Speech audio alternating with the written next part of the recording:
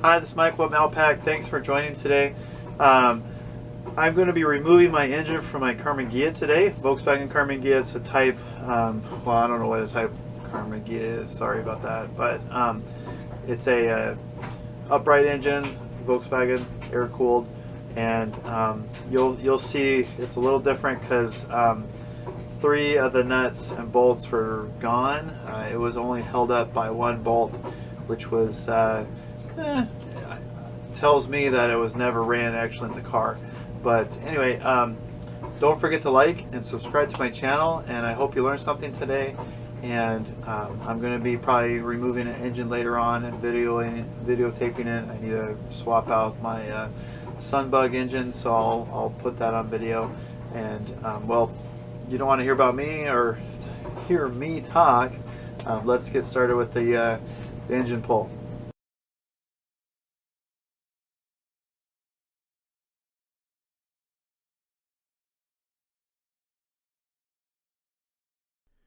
Here's the vehicle with the air-cooled engine. It's a 1972 Karmann Ghia. As you see, there's most of the engine tin has been removed from the engine, and so there's going to be some bolts that are easier to get to than having the fan shroud on.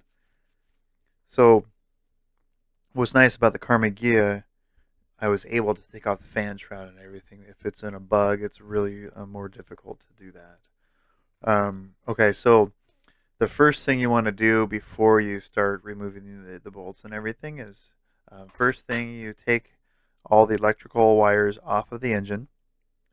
The next one is to clamp off the fuel line, then disconnect the fuels, like the fuel hoses and everything.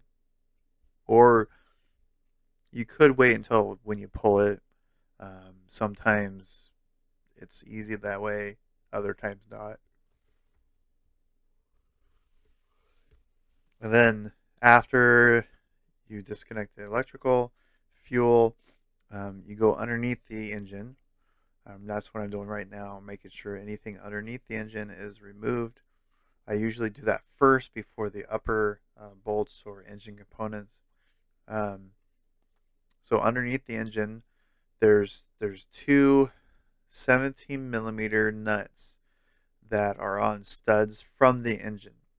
Those nuts are on either side of the transmission mount. Now, the other thing you may run into is most of the time is there's wires, cables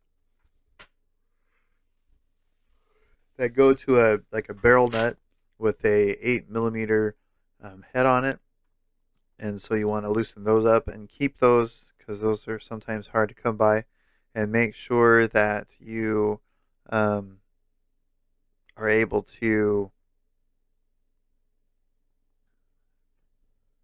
um, save those.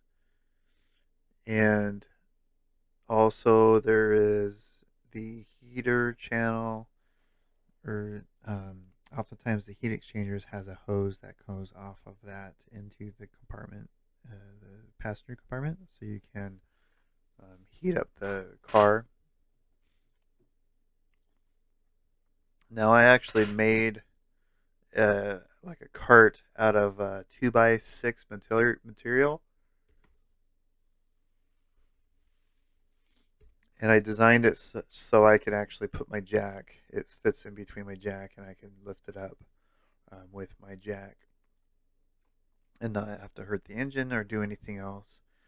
And so after the underneath the engine stuff is removed, disconnected, um, the two bolts or nuts that connect to the bolts onto the engine by the transmission, and then those barrel nuts, you should be able to remove yourself from the underneath and go up to the top.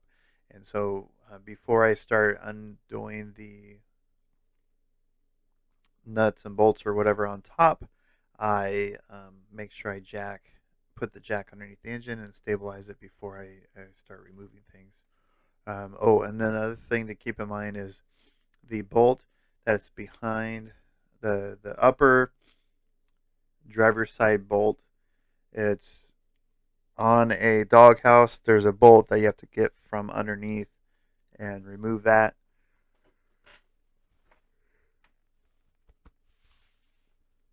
And I usually get it from below. So I remove the two nuts and the bolt, and then I have just one nut at the starter bolt that is holding up the engine, which is it's just fine. It's not going to go anywhere. Um, this car did not have a bolt at that position. I don't know what happened to it. Um, so after you're done with the underneath and you get the upper driver's side bolt out, then you're able to take out the starter nut. And the nut is there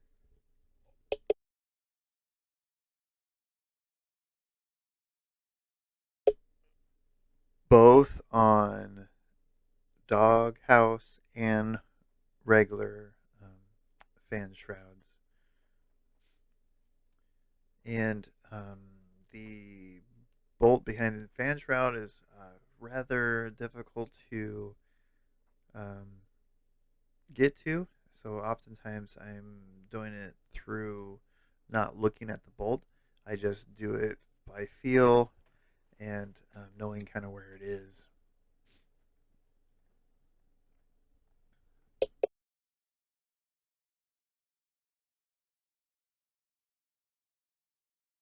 Like I said, it was kind of in real time. So right now I'm trying to loosen up things or remove things from the engine so I could pull it out.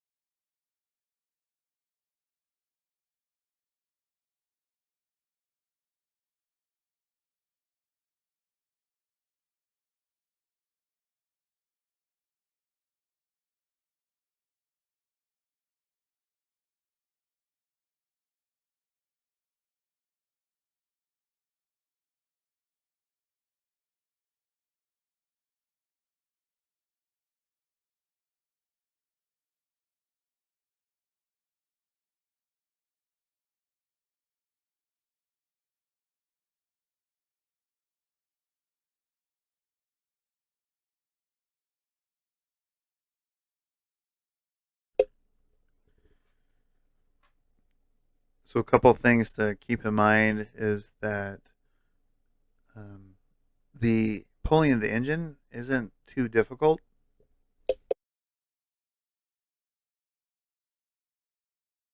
Whether you're pulling it from a Carmangia, a Bug, or a Type 2, van, it's pretty much similar from, each other. And 4 bolts, electrical, and then heater stuff, cable, barrel nuts. Um, this engine was a little different because the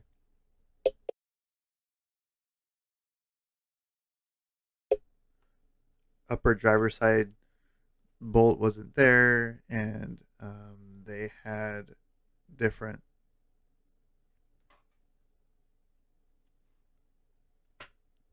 different things connected, and underneath the engine, it was a little more difficult to remove things. It was odd, and so after the engine is removed, and like I said, usually the whole process, start to finish, is around an hour. At least for me. You guys at home, it might be an hour, hour and a half, sometimes even 2 hours potentially. But there's not much involved with removing the engine. One thing to keep in mind when you're removing the engine, there is a pressure plate, with a clutch that's attached to the engine, and so oftentimes you have to move the engine away from the transmission bell housing approximately 2 inches to clear your clutch pressure plate, so you can actually drop the engine onto the ground. So um, oftentimes I drop the engine, and most of the time in a bug, or even this Karmann Ghia would have been like this too if the fan shroud was left on the engine. I drop the engine on the floor, and then after I drop the engine on the floor, I take a 4x6 that's long enough to fit in between the two wheels of the rear of the vehicle on the shock mount.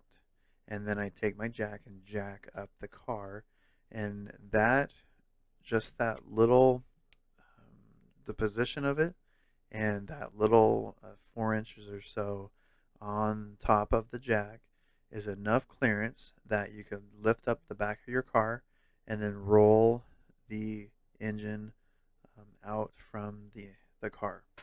And it really works well. I'm not going to be showing it today, but next time I'll make sure I try to videotape when I remove my bug engine. Okay, so there's the engine on the ground. What's nice is on wheels, and then I can remove it from the actual engine compartment and do what I need to do to it. I'm going to be showing you here shortly what the transmission looks like, and there you go. There's a flywheel, and with the pressure plate. So you have to clear the pressure plate from the bell housing from the transmission. The other thing I did, I removed the oil cooler, and so that was one thing that helped remove this engine from the car, so I didn't have to worry about